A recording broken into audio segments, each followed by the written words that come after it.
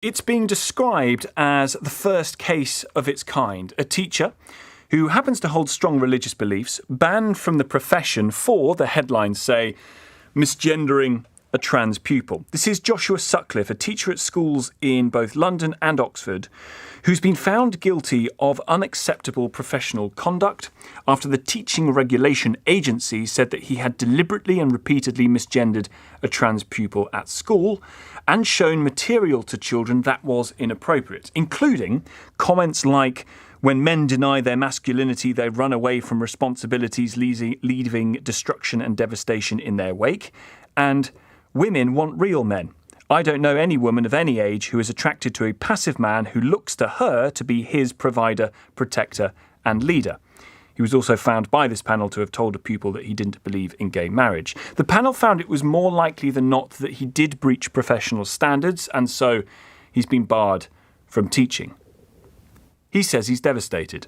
He'll say he will seek to challenge the ruling. Schools across the country are waiting for government guidance on how to respond to transgender pupils. It's expected to say, according to reports, that teachers can refuse to use alternative pronouns demanded by students.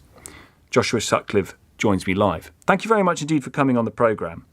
The report says that the school that you taught at in Oxfordshire, Charwell School, had internal guidance to refer to pupils by their chosen pronouns.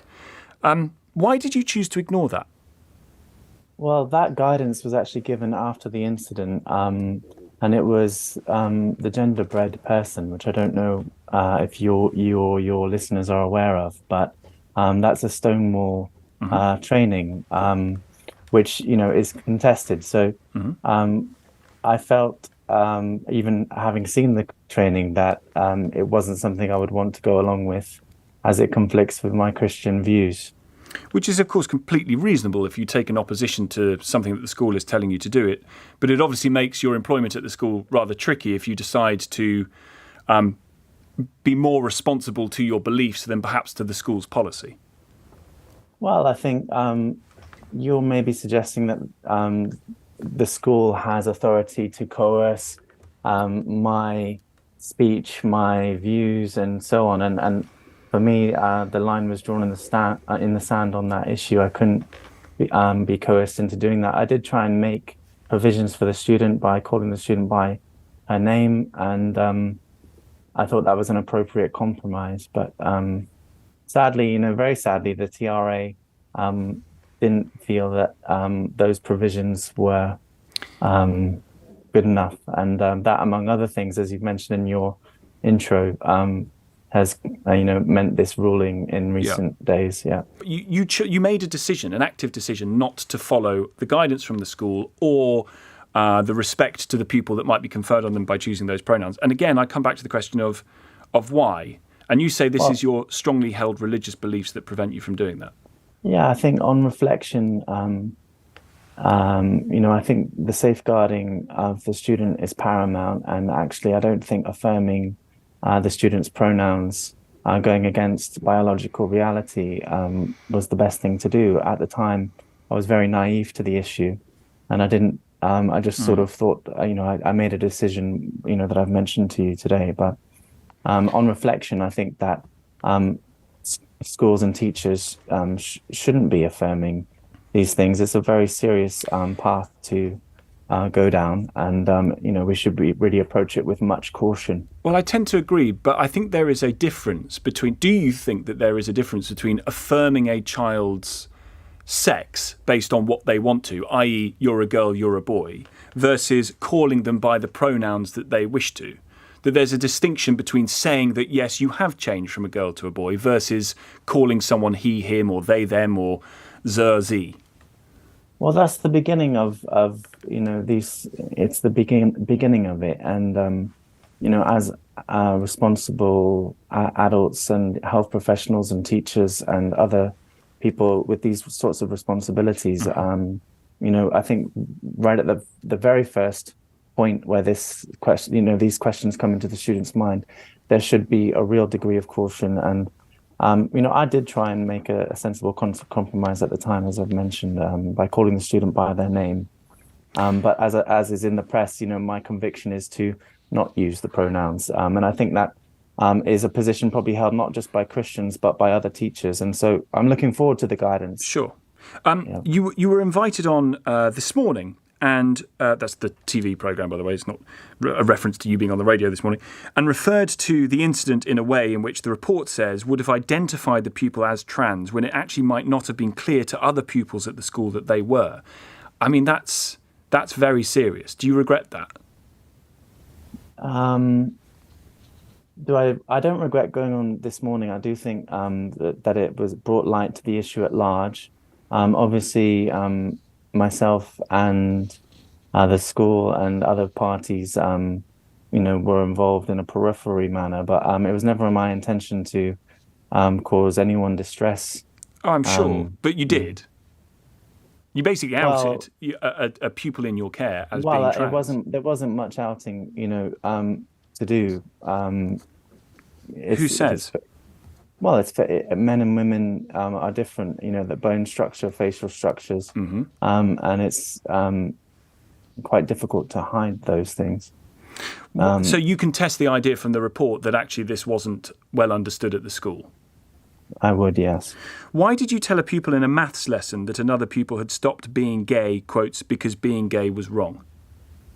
That was actually in a Bible club, which was a forum I held within the school. And well, again, not according to the report, Mr. Sutcliffe. There are parts of the report that say this was done in a maths lesson. The report that they did make that finding, but I didn't accept that point. I understand. Yeah. But nevertheless, the finding is that you, in a maths lesson, told another pupil had stopped being gay because being gay was wrong. Why did you do that? I did have a friend that left the gay lifestyle and I decided to live a Christian lifestyle. And the students found out about that. And I don't regret sharing that information. I think, some people make those choices and that's up to them. And, I don't think students should be shielded from these sorts of ideas. But you told them in such a way as to say that being gay was wrong. You didn't say in a sort of passive sense that this person decided not to do this or that and do this or that. You said being gay was wrong. Why? Why did you say that? I would contest that I'd said that. I would have said, in a age appropriate way, I would have said something to the line of, I have a friend who has left that lifestyle. Although you might have seen my YouTube videos of the street preaching and things, obviously that's very much in the public domain. But in the classroom, I do know where the line is, and I'm very, I'm sort of very top level. Well, according to the TRA, you don't, because. Well, not least because you've been struck off from teaching. In what context did you show a video that said when men deny their masculinity, they run away from responsibilities, leaving destruction and devastation in their wake, that women want real men? I don't know any woman of any age who is attracted to a passive man who looks to her to be his provider, protector and leader. Why did you show that video during a form period? I didn't show it during a form period. I did have discussions with tutees about issues wider than the Christian faith. The school was a Christian school, but we actually heard at the hearing that the video in question, those teachings were in line with the Christian faith and in line with the teaching that I don't know any woman of any age Catholicism. The teaching that I don't know any woman of any age who is attracted to a passive man. That men and women have roles within society to bring up children in the Catholic faith, and that was we heard that at the hearing, that it was in keeping with the Catholic faith. Well, the hearing said that part of the reason why you were struck off was because the context in which you did this was the wrong one from their point of view, and the panel says that no other views to counter the views you were offering to those pupils was offered to them. So you were preaching there, not teaching, weren't you? No, obviously, again, it might be difficult for you and your listeners and people in the public to, see that, but I am actually very much capable of drawing the line in the sand and, But I just bring you back to what you said at the start of this interview, which was you felt your Christian faith prevented you from going along with what you saw as particularly unchristian policy regarding pronouns. So you absolutely let your faith, or felt compelled to let your faith guide you about what to say, what to do, and when. Um, we're kind of covering several issues, Tom. I'm getting a bit lost here. I think what I would say about the Prager University video is that it has 10 million views, and it's not an some sort of um, No, it's obscure no one's view saying. or Listen, some. I'm not here to say whether your view is right or wrong. That's not what I'm contesting. It's not what I don't think the job of the TRA was to contest whether you're right or wrong. The issue is the context in which you did it, and what other opinions did you provide those peoples to help their learning about this stuff, rather than just telling them how you felt and that was the end of it. Well, Tom, I'm very open to discussion. When we had these 40-minute tutorials and it mostly just discussing Bible passages, you know, pupils would share their thoughts. And I encouraged my pupils to take responsibility for their actions and to behave well in school. And they were actually the best form group in the year. They responded well to my guidance, and were Your never. guidance. Well, my I'm trying to just sorry, I don't always use the best words. I'm just a mere maths teacher, but my supervision as a form tutor, uh, they did very well, and no doubt when hopefully we win the appeal case, and hopefully I go back into teaching and Yeah. maybe take on responsibility in that field again. Hopefully, students will appreciate my service. So, do you as a feel teacher. then, as you mount this challenge, that the main challenge you want to bring is about limiting your freedom of speech, freedom of thought within your profession?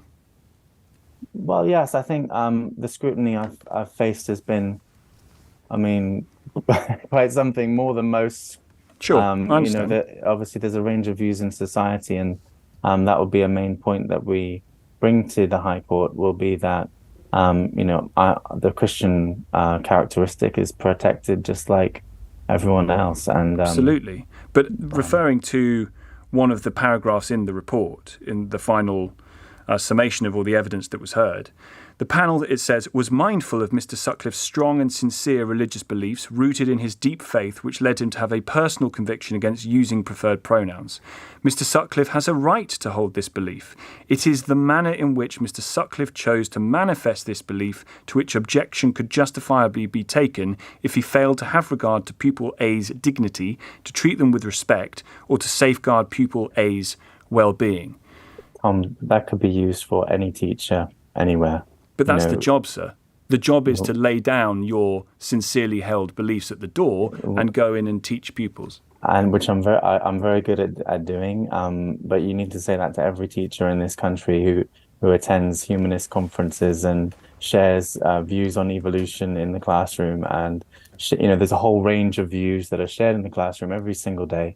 And they might be shared, but the counter is offered too, less isn't it? than most that on the sharing them in the classroom.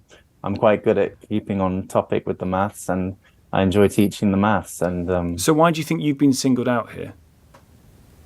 I think that the student who made the complaint had a real distaste for my views. Her and her friend saw me handing out leaflets at the Pride March, and realized that I was a Christian, and the school really didn't know how to handle it. That instead of just calling a meeting and saying, let's all proceed in this manner, they kind of,